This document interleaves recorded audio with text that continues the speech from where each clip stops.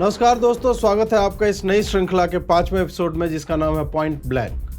Channel नया है, subscribe कीजिए, आगे बढ़ाते रहिए। बंगाल में चुनाव का अंत हो गया है। मतदान जिस हिसाब से 11 बजे 40%, 1 बजे 60%, 3 बजे 80% जा रहा था, लोगों को लगा कि 8 बजे तक यदि चलाएंगे तो पड़ोसी मुल्क के लोग भी सुरंग में आधे रास्ते से लौट आएंगे।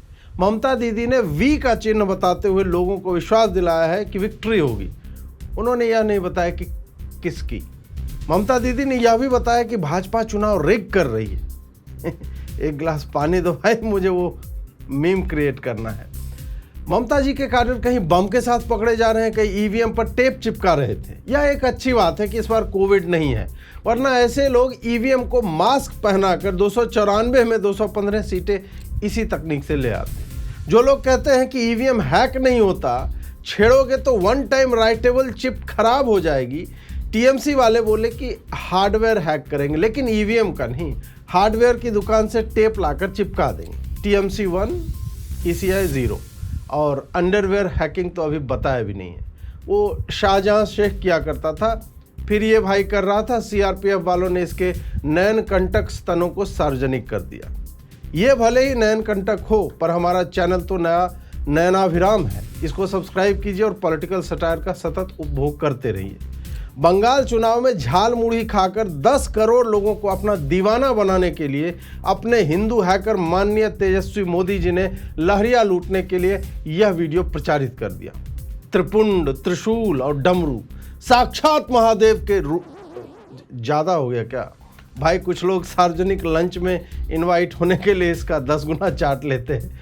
मुझे तो राज्यसभा के लिए थोड़ा तो करना पड़ेगा ना। फोटो वीडियो आ गया, लेकिन झाल मुढ़ी वाला जलवा नहीं हो पाया। वैसे एक भाई ने 15 जनवरी को ही कह दिया था कि एक डमरू फेंक कर मारेंगे, सब भूल जाओगे। हालांकि यहाँ थोड़ा प्रोग्राम में चेंज रहने का हो गया। न तो लोग यूजीसी ओबीसी भूले हैं, ना ही मोदी जी का त्रिशूल अब मैक्स दीवाना बना देकर आ रहा है। जब आपके सिक्किम के पोस्ट की रीच 5 मिलियन हो और त्रिशूल 3.5 पर अटका हो, तो समझ लो कि बसंती अब इन कुत्तों के सामने नहीं नाचेगी।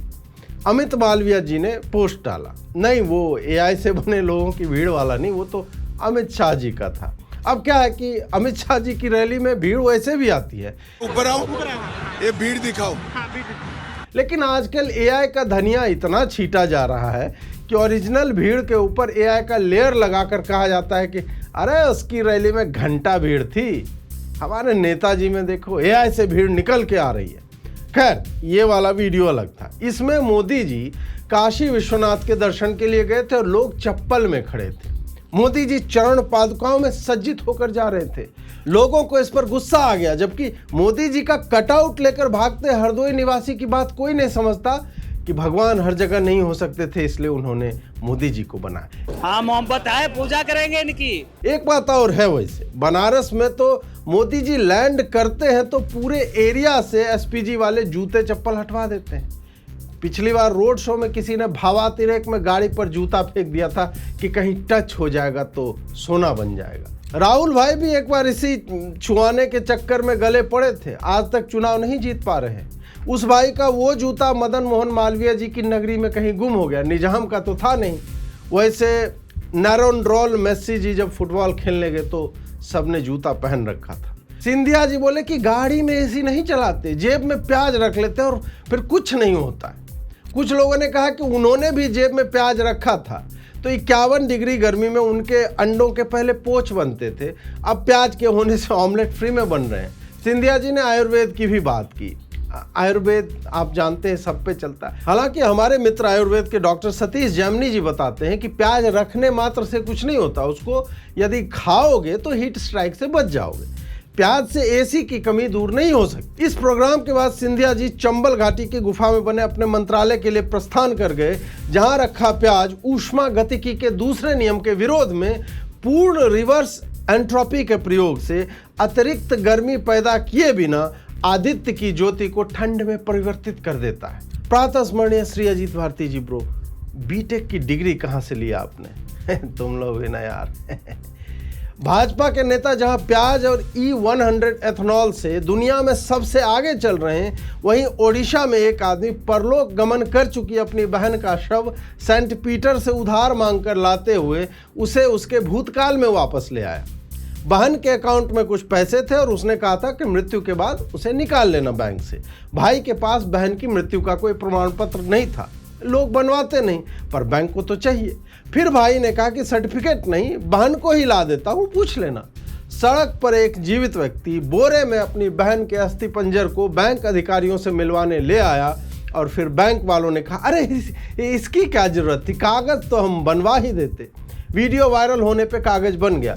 हालांकि राजनीति की मर्यादा अनुसार कोई नेता इस फोटो में सम्मिलित नहीं हुआ, इसका मुझे गहन क्षोभ है। रक्षा मंत्री जी ने संघाई कोऑपरेशन ऑर्गेनाइजेशन में आतंकवाद पर यह बोला, हमें यह नहीं भूलना चाहिए कि आतंकवाद का न कोई देश होता है और न कोई धर्म। बहुत सारे लोग गुस्सा हो गए, ट्रेडिशनल सपोर्टर्स भी, कि भाई पहलगाम को तो याद कर लेते हैं। फिर आए वो लोग जिन्होंने हमें बताया कि तेल मुस्लिम देश देते हैं, 2 कौड़ी के मोदी विरोधी यूट्यूबर। साले तू बताएगा IR यानी इंटरनेशनल रिलेशंस कैसे चलते हैं? अभी युद्ध छिड़ा है, तेल नहीं है, और तू चाहता है सरकार बोल दे कि पाकिस्तान आतंकवाद फैलाता है और भारत इस्लामिक आतंक से ग्रस्त है। देश की याद नहीं आई तुझे भारती? मुझे ये नहीं पता था कि मुस्लिम देश फ्री में तेल देते हैं और भारत उसके बदले पाकिस्तान के नाम पर हमारा आत्मसम्मान गिरवी रखता है। ऐसे में तो हम गडकरी जी का एथेनॉल पी लेंगे यार। भाई कभी राम माधव अमेरिका के पैरों में गिर जाता है, कभी सरकार पाकिस्तान को मदरशिप ऑफ टेररिज्म कहती है, और आप इस विषय पर चुप रहने की जगह पूरा नौकरी फूंक दिए। इतने पे रुके नहीं, पहले तो बोले, फिर इसे पोस्ट भी किया उसी हिस्से के साथ। राजनाथ सिंह की पीठ एक बार चेक कर लेना भाई, ठीक से खड़े हो पा रहे हैं या रीढ़ दान कर दिया पाकिस्तानियों के प्रेम में। अखिलेश भाई ने देखा, अखिलेश भाई बोल रहा है, समझे दया। आज के लोग खराब शायरी करने के साथ बहुत खराब दार्शनिक बातें भी बोलने लगे। ये सुनिए। अंत में सब मरोगे, इसलिए कम से कम लोकतंत्र बचाने के लिए आगे आ जाओ आप लोग। अखिलेश भाई, हम सब जानते हैं कि हम सबको एक दिन मरना है ही। बच गए तो मुलायम सिंह जी मामला अपने हाथ में ले लेंगे। लोकतंत्र तो भाई गुड्डू मुस्लिम बचा रहा था, अतीक अहमद बचा रहा था, मुख्तार अंसारी, आजम खान, DP यादव आदि बचा रहे थे आपके कार्यकाल में। सपाइयों ने जैसे जैसे लोकतंत्र बचाया है, उस पर तो एक अलग संविधान और एक अलग देश बन जाएगा इन लोगों का। भाई ने जन्मदिन मनाने के लिए सड़क में तेल छिड़क कर आग लगा दी।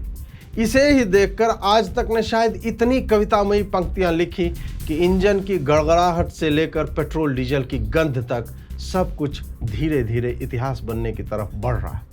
बताइए, देश में तेल की पहले से ही कमी है, इतनी कमी है कि राजनाथ सिंह SCO में मुसलमानों पर प्यार बरसाए जा रहे हैं और ये लौंडे तेल छिड़क कर आग लगा रहे हैं। कोई सेंस है इस बात का? यही सब देखकर गडकरी जी कह रहे हैं कि इथेनॉल लाओ, गन्ने में आग लगेगी ही नहीं। रील ही बनाना था तो अश्विनी वैष्णव जी से सीखो। ऐसे तेल से कभी वंदे भारत लिखा है उस आदमी ने? कुछ नहीं मिल रहा था, झालमुड़ी फाँक लेते, वो भी आजकल बहुत वायरल हो जाता है। राहुल गांधी जी अंडमान निकोबार द्वीप समूह में हैं। अच्छी बात यह है कि इस बार INS विराट से नहीं गए, क्योंकि वो अब RCB विराट हो गया। देखा राहुल गांधी का रोस्ट कितना बाद में लाया है, और 2 कौड़ी का विराट वाला जोक मारा। यहाँ तक कोई देखता भी नहीं, इतनी दूर तक। ये साला कांग्रेसी है, बिका हुआ है, इसलिए तुम लोग को ट्विटर पर दिन रात गरियाते हैं लोग। सुन ले, तेरे ही मतलब की बात कर रहा हूँ। खैर, राहुल भाई बीच चुनाव में अपनी पार्टी की सीटों की संख्या 2021 के मामले 8 गुना अधिक करने के बाद चीन को समस्या देने वाले भारतीय प्रोजेक्ट्स पर अपनी राय देने की जगह वहीं पहुंच गए। वहां उन्होंने बताया कि ये जंगल कितने हजार सालों से वहां है, घर टूट जाएंगे, मछलियों का व्यू खराब हो जाएगा, पानी में वो वाली बात नहीं रहेगी, टावर से नीचे कंक्रीट दिखेगा, चिड़िया घोंसला नहीं बना पाएगी, कछुआ अंडे नहीं दे पाएगा, ये वाला नहीं। लेकिन चीनी MOU से बंधे हुए राहुल जी, सिंगापुर के व्यापार को चुनौती देने योग्य container terminal, civil military airport, power plant, green township आदि बनने जा रहा है इस प्रोजेक्ट के तहत। इससे भारत को चीन के समक्ष एक बड़ा लाभ मिलेगा, क्योंकि पर्यटन से लेकर समुद्री सुरक्षा और व्यापार पर भारत का नियंत्रण होगा। ऐसे में आपको समस्या होना लाजमी है। गोदरेज के डिजाइनर्स ने बहुत सोचने के बाद एक लोगो बनाया है। वैसे यह लोगो पहले से बना हुआ था, पर नए रेनॉल्ड्स पेन से ड्रॉ करने के कारण उनके डिजाइनर इसे अब अपना बता रहे हैं। जब पुराना लोगो घूमकर जूम होता है तो आपको लगेगा हाँ भाई मजा आया।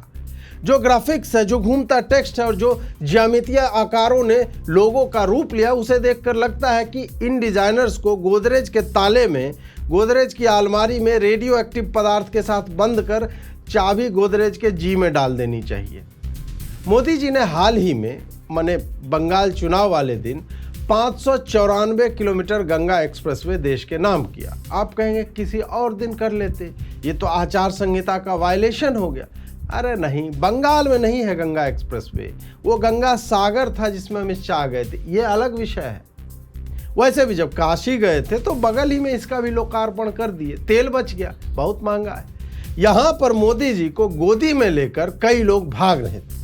हमें लगा यूजीसी वाले इतने दुष्ट हो गए कि मोदी जी को ही उठाकर भाग लिए।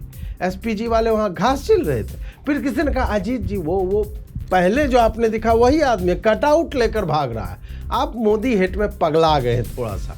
खैर, इस पर रवीश ने कहा कि इस एक्सप्रेसवे पर तो अजीत अंजुम का घर ही नहीं, फिर क्या फायदा लिखने का। अखिलेश यादव ने कहा कि इस एक्सप्रेसवे के बारे में पहले उन्होंने सोचा था, पर योगी जी ने क्रिस्टोफर नोलन से लियोनार्डो डिकैप्रियो का नंबर लेकर उसका नाम यमुना एक्सप्रेसवे करवा दिया। यश भाई ने टॉक्सिक की डेट आगे कर दी है। वैसे भी एक बार डेटोनेटर से धमाका हो जाता है तो फिर चार्ज होने में समय तो लगता ही है, और 4 जून वर्तमान भारतीय परिवेश में प्रतीक्षित परिणाम ना देने के लिए कुख्यात दिन है। इसलिए धुरंधर का जला ईरान यूएस कॉन्फ्लिक्ट को फूंक फूंक कर पीता ही दिखता है। अमेरिका के सामने सर झुकाने वाले आरएसएस बुद्धिजीवी प्रकोष्ठ के श्री राम माधव जी का एक पुराना वीडियो बाहर आया है, जिसमें वो प्रबुद्ध व्यक्ति की तरह बता रहे हैं, स्वयं सुन लीजिए। और मेरा प्रश्न इस पे धर्म कहाँ से आ गया? बीफ का धर्म से क्या संबंध है? बीफ एक जीवन पद्धति का एक विषय है, एक लाइफस्टाइल का इश्यू है। प्रॉब्लम आती है जब इसको धर्म के साथ जोड़ते हो, जब मुस्लिम हिंदू के साथ इसको जोड़ के जब बहस शुरू कर देते हैं ना, उसी में समस्या होती है। बीफ जीवन पद्धति का हिस्सा है। होश बोले और भागवत कहते कि मुसलमान तो अपने ही हैं, बस पूजा पद्धति अलग है। अब केवल यह सुनना बाकी रह गया है कि काफिरों को मारना तो एक लाइफस्टाइल चॉइस है और संघ दूसरे मजहबों के ग्रंथों में उनके महात्माओं द्वारा लिखित या संकलित बातों का सम्मान करता है। अब संघ फुल गांधी मोड में जा रहा है कि यदि मुसलमान मारना चाहते हैं तो हिंदुओं को अपना बलिदान दे देना चाहिए। एसफाल्ट की सड़क पर चल रहे आईपीएल में मुंबई इंडियंस कुत्तों की तरह हार गई। पहले तो बुमराह को टेस्ट में समस्या हो जाती थी, मसल खींच जाता था, फिर इलाज चलता था ताकि वो पूरा आईपीएल सीजन खेल सके। अब पूरा सीजन निकल जाएगा, विकेट तो मैचों की पूरी संख्या का आधा भी नहीं मिलने वाला। वहीं सूर्य कुमार यादव द्वारा चबाई जा रही च्युइंगम के भीतर रासायनिक बदलाव इस स्तर पर हो चुके हैं कि वो पेट्रोलियम सिंगुलैरिटी को प्राप्त हो चुके हैं। अब एक दिन भाई का मुंह खुलेगा और बिग बैंग के साथ ही भारत के पेट्रोल की समस्या का हल हो जाएगा। जहां सूर्य कुमार यादव नहीं चमक पा रहे, वहीं सूर्यवंशी गर्दा उड़ाए हुए। किसी ने वैभव को ये कह दिया, सुनिए। बैट में एआई चिप है क्या तुम्हारे? बैट में एआई चिप है तुम्हारे? भगवान ने लगा के दिया, बड़ी बोला था कि बैट में तुम्हारे कुछ लगा के दे रहा हूँ, उसी का इस्तेमाल करना। भाई ने जवाब तो बढ़िया दिया वहां पर यहाँ भारतीय लोगों के एआई फैसिनेशन का क्या करें? एआई का धनिया वैभव के बैट तक में पहुंच गया है। मतलब बैट में एआई, करता क्या होगा उसमें एआई? कभी मतलब सोचा पूछने से पहले? भाजपा के फ्रेंड, फिलोसोफर और फादर श्री दिलीप मंडल जी आजकल मुस्लिमों को उनकी जगह दिखाने के लिए ओवर टाइम कर रहे हैं। कालांतर में फातिमा जैसे पात्र गढ़ने वाले मंडल जी उस ट्वीट को डिलीट करके हमारे कुछ पुराने डिजिटल मित्रों के नए बाप बने हुए हैं। आजकल वो समय निकालकर लोगों को खोज खोज कर बता रहे हैं कि इस्लाम उनके यानी उमाशंकर सिंह जो संभवतः हिंदू ही होंगे एवं अन्य सभी धर्मों के देवी देवताओं को रिजेक्ट करता है। अतः सायोनी घोष की बड़ाई उन्हें नहीं करनी चाहिए। मैं ना तो इस्लाम का फैन हूं ना सायोनी घोष का, लेकिन दोगले लोगों को मैं दूर से पहचान लेता हूं। मंडल जी की प्रोफाइल पिक्चर में जो इंसान है उसने बाकायदा 22 प्रतिज्ञाएं दी है, जिसमें स्पष्ट रूप से इस्लाम के अजान से अधिक स्पष्ट रूप से नाम लेकर कहा गया है कि ब्रह्मा, विष्णु, महेश, राम, कृष्ण, गौरी, गणपति आदि न तो ईश्वर मानने योग्य है, ना ही उनकी पूजा होनी चाहिए। आगे बढ़ते हैं। एक मुस्लिम हैंडल ने दिलीप सी मंडल से पूछा कि वो तो पेरियार के भक्त हैं, उन्होंने इस्लाम पर जो बोला वो क्यों नहीं बोलते। श्री मंडल आधी बात लिखकर खेल गए। भाजपा में होने से ये गुण आए हैं या इन गुणों के कारण वो भाजपा में गए, यह शोध का विषय है।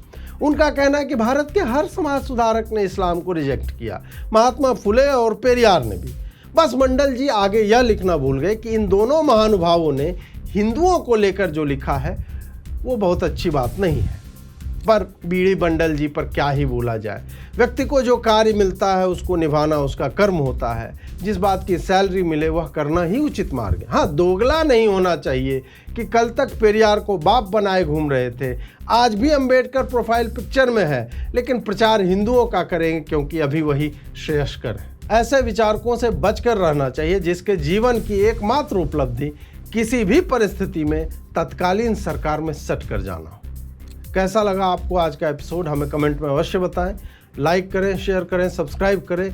ये नए चैनल पर भी अब ये लगातार आता रहेगा। जुड़ने के लिए बहुत बहुत आभार। नमस्कार।